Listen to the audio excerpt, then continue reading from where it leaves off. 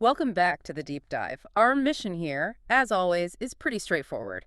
We dig into the complex sources, the reports, the legal docs, all the competing ideas, and we try to bring you the core insights. That's right. And today we're tackling a case that really shook the UK to its core, one that remains, well, stubbornly unsolved even after all these years. We are. We're looking at the murder of Jill Dando. Journalist, television presenter, a huge name. Yeah, this is a deep dive into some profound uncertainty. When Jill Dando was killed right on her own doorstep back in April 1999, the shock was just immense. Understandably. She wasn't just another journalist. People called her the Golden Girl of the BBC. She'd just been named BBC Personality of the Year in '97. And the irony, the terrible irony of her hosting Crime Watch. Exactly. She was helping solve the nation's biggest crimes, and then she becomes the center of one herself. It's just devastating. Our sources for this dive, they cover everything from the initial police work, Operation Oxborough, through the really contentious trial of Barry George. And his acquittal, of course. No. Right, his acquittal. And then you've got these recent intelligence reports suggesting, well, international angles. It paints a picture of an investigation that seemed overwhelmed almost from the start. It was huge, wasn't it? The biggest murder inquiry since the Yorkshire Ripper hunt. But it seems like it was crippled early on by conflicting evidence, particularly forensic evidence. And these two completely opposing ideas about who the killer could be. And that's the core tension we really need to unpack for you today. You've got these two main narratives fighting against each other. So, narrative one, the initial police theory. Yeah, that this was basically a spontaneous, maybe even clumsy attack by someone local, a disturbed individual, a loner. And that's the past that led them directly to Barry George. Okay, then narrative two. The counter theory, which interestingly gained more traction later, especially in cold case reviews. This suggests it was a calculated professional hit, a textbook execution, possibly even ordered from outside the UK. And that fits better with some of the later analysis, right? It does, particularly when you consider how the killer seemed to know her exact movements. She was only at that house for a very short time that morning. Which raises massive questions about surveillance. Exactly. Capabilities that your average domestic loner just wouldn't have access to. It's a huge discrepancy. So before we really dive into the crime itself, the mechanics of it, I think we need to understand who Jill Dando actually was. Because the public reaction, that huge outpouring of grief and shock, it really stemmed from who she was, her public persona. Absolutely. She was born in Weston-super-Mare, that's in Somerset, back in 1961. Yeah. Raised in, by all accounts, a very grounded environment, a devout Baptist family. And you can sort of see that background, that sort of genuine feel and professionalism in how she came across on screen. It was key to her success, wasn't it? Definitely. Approachable, but professional. And she had resilience, too. We see the media profile, the big smile, but not everyone knows she had quite serious heart surgery when she was only 3 years old. Really? I didn't know that. Yeah. A hole in her heart and a blocked pulmonary artery. Had to have surgery. It suggests a certain toughness, beneath that sometimes lighter public image. And her career start was pretty grounded, too. Started local. Very traditional path. Trainee reporter for the local paper, the Weston Mercury. Which was a bit of a family business, wasn't it? It was. Her father and her brother, Nigel, both worked there as journalists. So she learned the ropes, the craft of local reporting, before making that leap to national news. How long was she in print? About 5 years. Then she made the jump to broadcast, starting at BBC Radio Devon in 1985. And after that, her rise was, well, remarkably fast. Yeah, it seemed meteoric. By early 1988, she's in London, moves quickly from regional stuff to presenting national flagship programs. We're talking the 6 o'clock news, breakfast time, even popular shows like Holiday. Big primetime slots. Huge. And then in 1995, she takes on the role that arguably put her most in the public eye and perhaps most at risk. Presenting Crime Watch. Exactly. And you really have to understand what Crime Watch was to grasp the potential pool of suspects. It wasn't just reporting crimes, was it? No, not at all. It was an active tool for the police. They showed reconstructions, photo fits, things that led directly to arrests. Serious offenders, robbers, murderers, rapists were caught because of that show. So her face became directly linked to putting dangerous people behind bars. Intimately linked. It put her right at that intersection of fame and, well, serious crime. Organized crime, violence. It's a unique and potentially dangerous position. But away from that intense job, her personal life seemed to be really flourishing around that time. It did. After relationships with Bob Wheaton, a BBC executive, and Simon Basil, a park warden, there was a big change in late '97. The blind date. That's the one. December 1997, she meets Alan Farthing, highly respected gynecologist. He later became the Queen's personal physician, actually. Wow. And things move quickly. Seemed like they were very much in love. They got engaged in January 1999. The wedding was all set for September 25th that year. Just 5 months after she was killed. Yeah. Adds another layer of just awful tragedy to it all. And career-wise, she wasn't slowing down at all. She was really at the absolute top of her game. Absolutely peak. The very day before she was murdered, she just presented the first episode of a brand new show, Antiques Inspectors. Right, and she was lined up for the BAFTAs, too. Scheduled to host the British Academy Television Awards the following month. I mean, killing someone that prominent, that beloved, that successful, it wasn't just a murder. It became a national crisis instantly. And you mentioned her brother, Nigel. He shared a memory in one of the sources, didn't he? Something about their childhood? It did, yeah. Talking about growing up in Weston-super-Mare, kind of grounding her back in that normal life before the fame, remembering things like eating sandblown lettuce sandwiches on the beach as kids. Yeah. It's a small detail, isn't it? Okay. But it reminds you she was just Jill Dando before she was this huge BBC star. Exactly. And it was that sense of normalcy, that decency that people felt was just utterly violated by the way she was killed. Okay, let's turn to the day itself. Monday, April 26, 1999. The timeline here is... Well, it's chillingly precise. It is. Dando had been staying with her fiancé, Alan Farthing, over in Chiswick. She left his place that morning, drove alone back to her house, 29 Gowan Avenue in Fulham. And we really need to stress why she was going there, right? This wasn't routine. Crucial point. She was actually in the process of selling that house on Gowan Avenue. She wasn't living there anymore. So why the visit? She was literally just popping in for a few minutes. Her agent, John Roseman, had faxed over some contract documents related to the sale. She was just there to pick them up. So very few people would have known she'd be there at that exact moment. Precisely. And that limited knowledge of her movements is probably the single biggest factor the initial police investigation, Operation Oxborough, really struggled with or perhaps misinterpreted. Okay, so she gets to the house. What happens next? Around 11:30 a.m. Approximately 11:32 a.m. British summertime. She reaches her front door, she's putting her keys in the lock, and that's when the attack happens. From behind. The scene reconstruction suggests the attacker came up behind her, used his right arm probably to grab her, restrain her, forced her down, her face and body towards the tiled step of the porch. A very controlled, incapacitating move. Very. Almost certainly professional in its execution.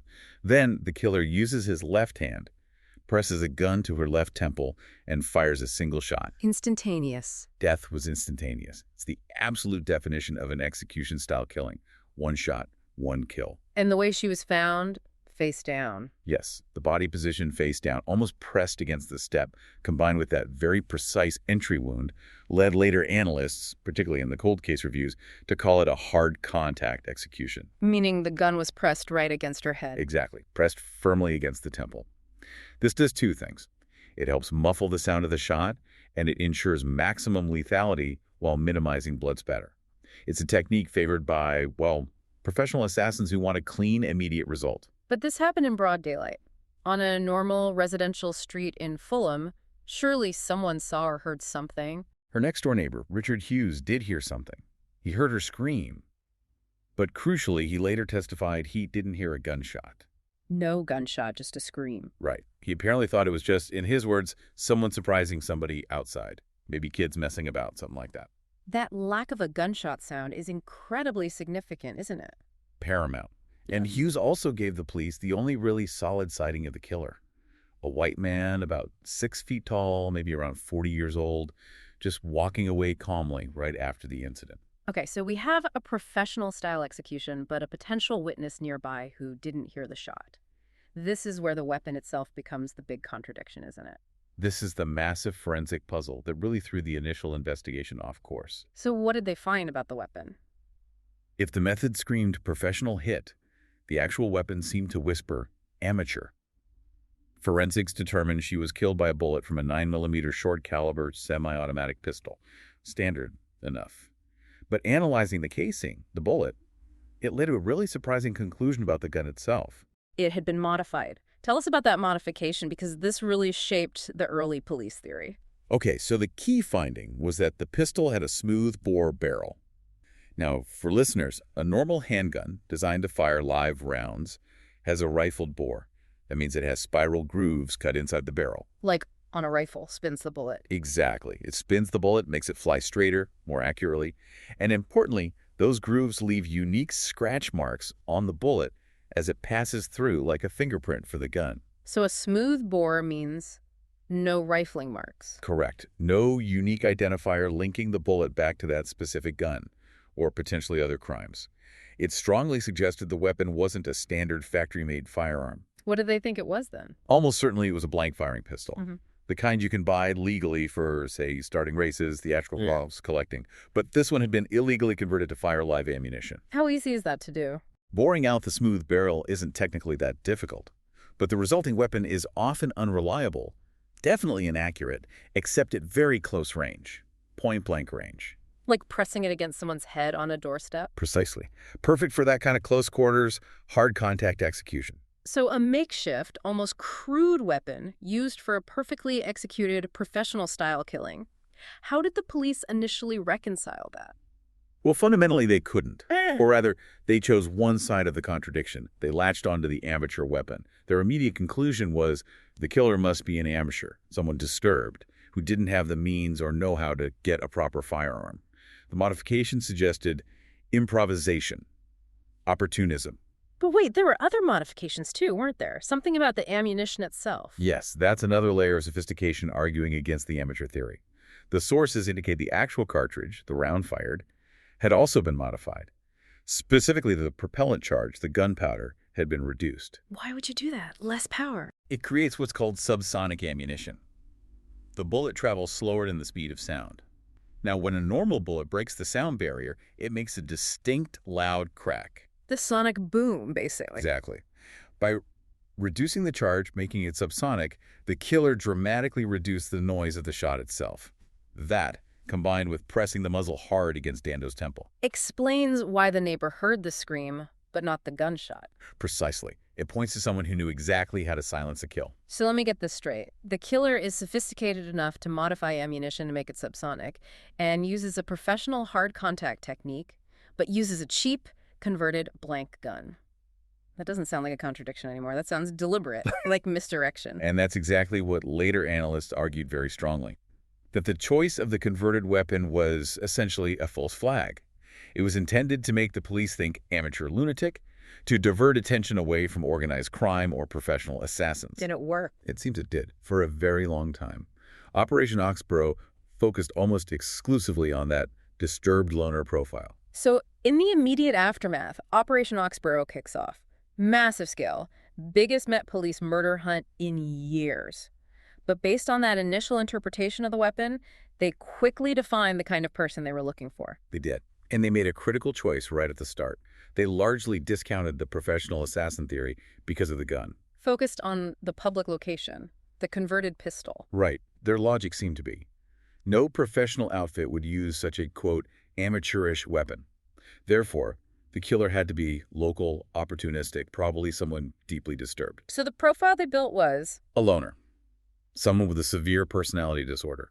Mentally fragile, maybe obsessive, acting out of some kind of compulsion rather than a clear criminal or political motive. And they pursued this theory for a long time. For a full year, this massive investigation, interviewing thousands, taking over 1,000 statements, it yielded absolutely nothing concrete. The trail went cold. Until they narrowed their focus. Yes. They started looking more closely at residents in the Fulham area who might fit that psychological profile they'd constructed. And that led them, eventually, to Barry George. It did. About a year after the murder. He lived very close by, only about 500 yards from Jill Dando's house on Crookham Road. And did he fit the profile? On paper, almost perfectly. He had a known history of stalking women, some minor sexual offenses, a record of attention-seeking behavior. He also had documented mental health issues. So ticking a lot of boxes for them. A lot of boxes. They put him under surveillance, gathered more information, and then arrested him in May 2000, 13 months after Jill Dando was killed. Okay, so the arrest happens. What did they actually find when they searched his place, his bedsit? Because the prosecution case really relied heavily on what they found there, didn't it? It did. And what they found was, well, quite startling. Enough material to build a pretty compelling circumstantial case, focused heavily on fixation, especially celebrity fixation. Yeah, kind of material. Firstly, photographs. Thousands of them. Over 4,000 photos he'd covertly taken. Mostly of women, hundreds of different women, just out in public places. That's disturbing in itself. Very. Secondly, specific celebrity material. This was quite alarming. They found photos, newspaper articles, clippings, all relating to several well-known female TV personalities. People like Kieran Keating, Anthea Turner, Fiona Foster, Emma Freud. So a clear pattern of obsession with famous women on television. A vast, disturbing catalog, yes. And then there were handwritten lists. Lists. Really detailed lists. Names, home addresses, physical descriptions, even car registration numbers.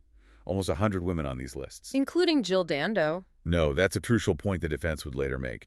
Jill Dando wasn't specifically detailed on those lists. But chillingly, the name of the late Princess Diana was on one of the lists. Wow. So it showed a level of planning and organization specifically focused on invading the privacy of famous women. That's certainly how the prosecution framed it.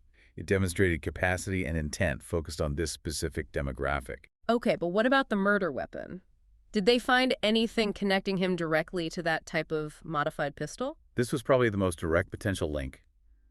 They found a photograph, a picture of Barry George himself. Doing what? Posing, wearing a military-style gas mask, and holding a handgun. Police analysis identified it as a modified Bruni blank-firing handgun. The exact type of weapon they suspected was used. The exact type. When they questioned him about it, George admitted he'd bought a blank-firing gun via mail order, but he absolutely denied ever converting it or any gun to fire live rounds. So let's recap the police perspective at this point. They've spent a year on a massive, fruitless investigation. Now they have a guy who lives 500 yards away, fits their psychological profile perfectly, is obsessed with female celebrities, owns a photo of himself with the right type of modified weapon, and has a history of erratic behavior and violence. You can absolutely see how the focus narrowed, how the tunnel vision might have set in. The pressure to get a result on such a high-profile case must have been immense. Unimaginable. They were desperate, you have to assume, to confirm their amateur killer theory, and Barry George seemed to be the perfect fit, the embodiment of that theory. So the next challenge was turning all that circumstantial evidence in that one photo into a conviction in court. Exactly. Making the leap from strong suspicion to proof beyond reasonable doubt. Okay, so Barry George goes on trial at the Old Bailey, May 2001. The prosecution, led by Orlando Pownall QC, needs to tie all these threads together, the obsession, the photo, the proximity, and crucially find a direct link to the actual murder. That's right. They built their case, as we touched on, around two main pillars.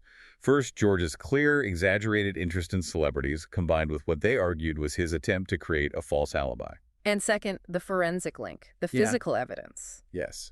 Let's tackle that alibi manipulation first, because it seemed quite damning at the time. What was George's explanation for his movements? Well, when the police questioned him, he claims he'd been trying to remember exactly where he was and what he was doing on the day of the murder because he'd heard that a police photo fit of the suspect had been released, and he thought he might match the description. Okay, sounds plausible on the surface.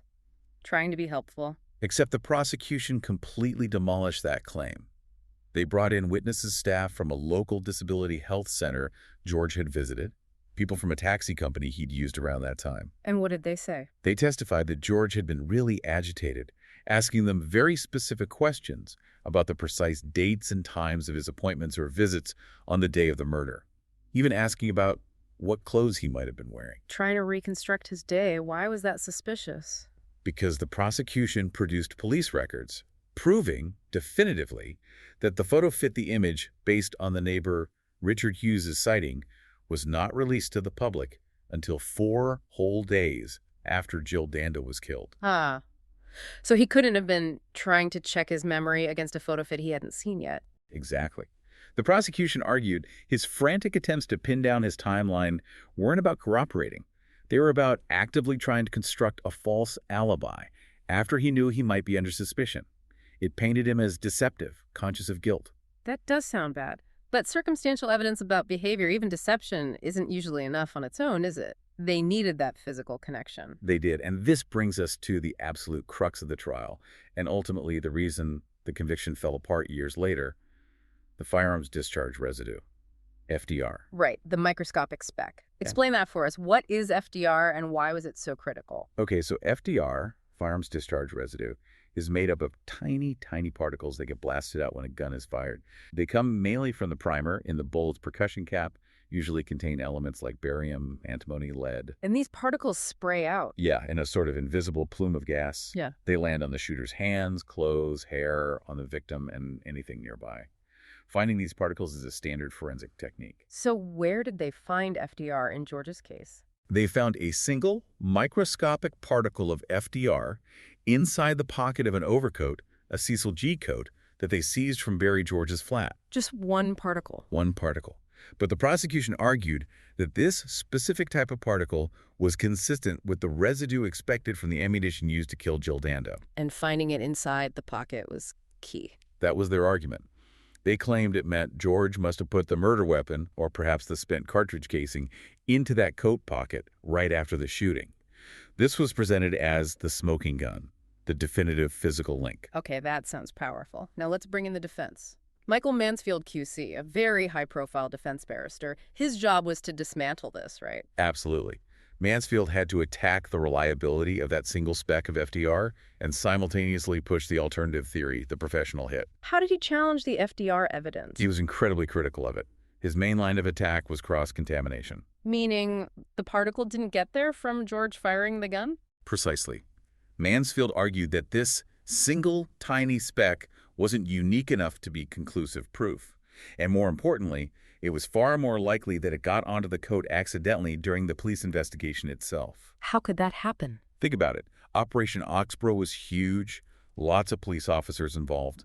Many of them would carry firearms themselves, or might have handled other firearms evidence from other cases, or been at firearms training. Mansfield suggested that one of these officers, during the search of George's flat, or the handling of the coat afterwards, could have inadvertently transferred that microscopic particle from their own person or equipment onto the coat.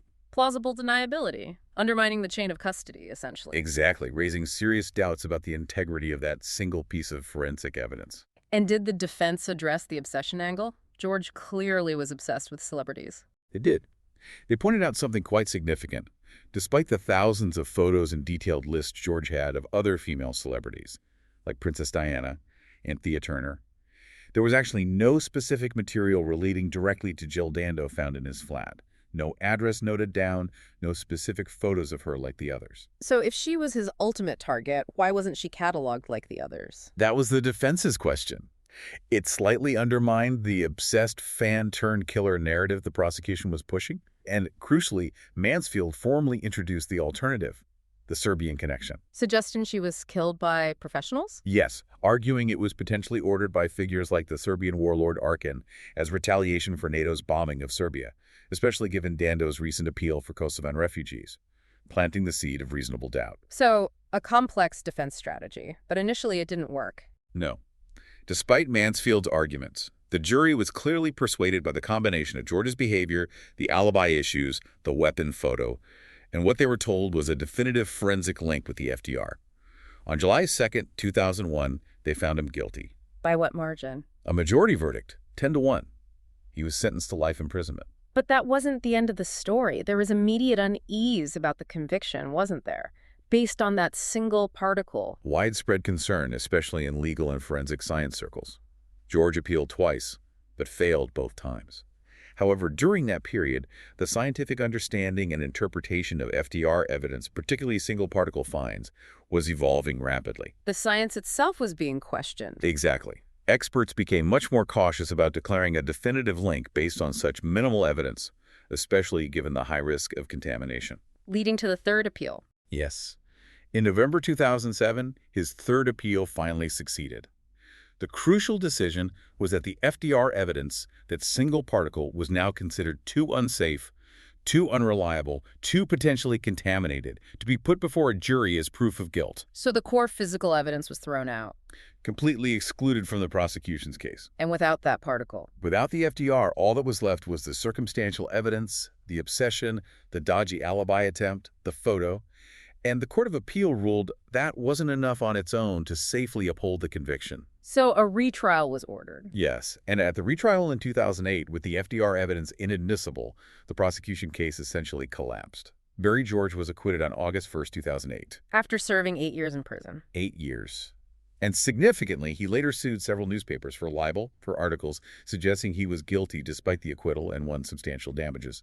Legally, his name was cleared. Which left the police investigation in tatters, really. A massive failure, fixated on one man based on science that turned out to be flawed, and the case officially went back to being unsolved. A profound failure and a return to square one, but this time with a very different perspective emerging. So Barry George is acquitted. The lone disturb amateur theory, which drove the investigation for years, is effectively debunked, or at least unproven. What happens next? Well, it forced a complete and probably quite painful reevaluation within policing and cold case reviews. The assumptions made by Operation Oxborough had to be revisited. And what did those later reviews conclude? Did they stick with the amateur idea? Quite the opposite. The consensus in cold case reviews conducted after 2008 shifted dramatically. They came to the conclusion that Jill Dando was, in fact, likely killed by a professional assassin.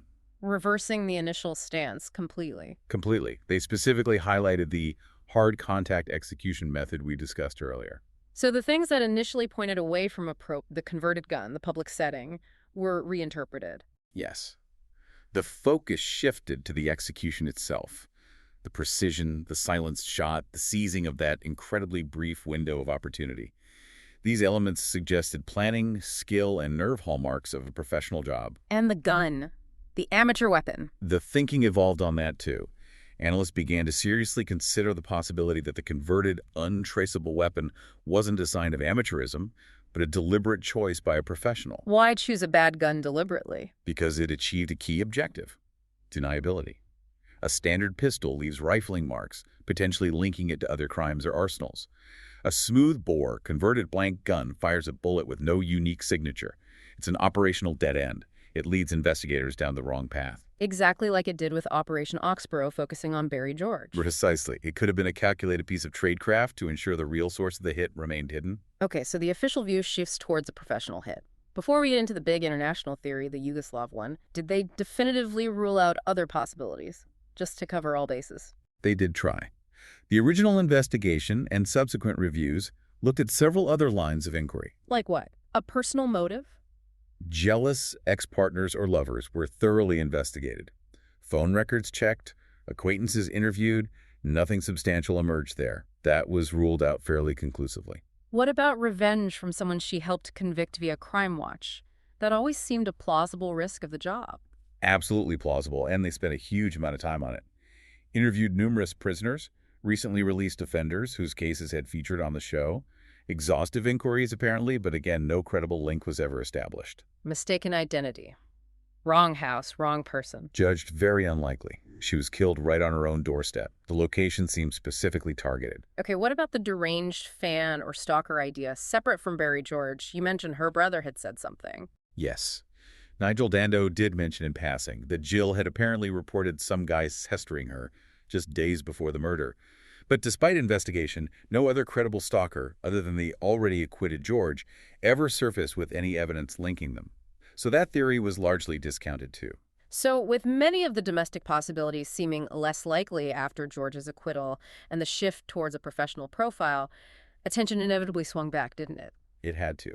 Back towards the theory that had hovered in the background from the start, the Yugoslav connection. This is where it gets really complex and, frankly, quite terrifying. Remind us of the context again. The timing is absolutely critical. Yeah. April 1999. This is slap bang in the middle of the Kosovo War. NATO forces, including the UK, are conducting a heavy bombing campaign against Serbia, trying to halt Slobodan Milosevic's campaign of ethnic cleansing against Kosovar Albanians. And Jill Dando gets caught up in this how? Potentially in two ways. Firstly, as a very high-profile face of the BBC, the state broadcaster, of a key NATO member bombing Serbia. Secondly, and perhaps more directly, just 3 weeks before her murder, she had fronted a major televised appeal asking for aid for Kosovar Albanian refugees. So in the eyes of Serbian nationalists or hardliners, she could have been seen as actively supporting the enemy cause. Exactly.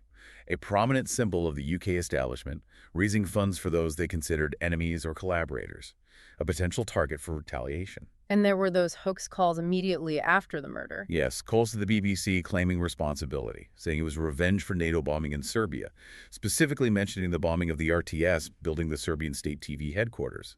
Police initially dismissed these as hoaxes, which many probably were. But Michael Mansfield, George's defense lawyer, brought it up seriously at the trial. He did. He explicitly suggested the murder could have been ordered by Serbian figures, possibly the notorious warlord Jelko Rajatovic, known as Arkan, specifically in retaliation for the RTS bombing or Dando's appeal. Now, what really gives this theory legs, beyond the timing and motive, is the comparison with another killing, isn't it? Yes, this is a crucial piece of corroborating evidence cited in the sources. The assassination of Slavko Jurevija. Who was he? He was a prominent Serbian journalist, an opposition figure, a critic of Milosevic's regime.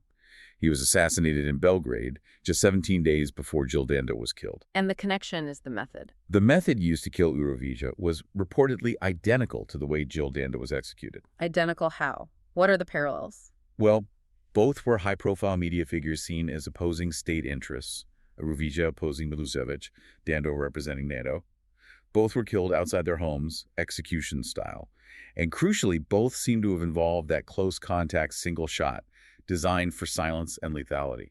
It suggests a trained killer, possibly state-sponsored, using a consistent methodology. And there were legal developments in the Jurevija case later on. There were. In 2019, quite remarkably, 4 former members of the Serbian Secret Service, the State Security Service, were actually convicted in Belgrade for murdering Jurevija. Wow. State agents convicted for an identical killing just days before Dando's. Exactly. Now, those convictions were controversially overturned on appeal very recently in 2024. But the initial finding of guilt, establishing state involvement in that specific type of assassination methodology, provided massive circumstantial weight to the theory linking Dando's death to the same forces. So, if the police initially dismissed the Serbian link, what changed? Why did it become a more serious line of inquiry later? Intelligence reports seemed to be key. It emerged, reported in 2019, that Britain's own National Criminal Intelligence Service, NCIS, had actually provided an intelligence report to the Dando inquiry years earlier. What did the NCIS report say? It apparently claimed explicitly that the murder was retaliation for the NATO bombing of the RTS building and that it had been ordered by Arkan. That's huge, direct intelligence pointing to that link. And it reportedly went even further. The NCIS report allegedly mentioned finding handmade markings on the bullet casing recovered from the Dando crime scene, markings that potentially linked it to other assassinations carried out by the same Serbian network, possibly in Germany. Handmade markings. That sounds very specific, like a signature. It implies something beyond a random converted gun. It suggests potentially bespoke ammunition or ammunition sourced from a specific controlled batch. It points towards an organized operation, a logistical chain, totally at odds with the lone amateur theory. Something Operation Oxbro seemed to have missed. Or perhaps it wasn't equipped to investigate. Okay, that's the Yugoslav connection, clearly very strong. Before we wrap up, there was one other theory that emerged much later, wasn't there? Linked to the BBC itself. Yes, the Jimmy Savile scandal opened up a whole Pandora's box of questions about historical abuse and cover-ups at the BBC.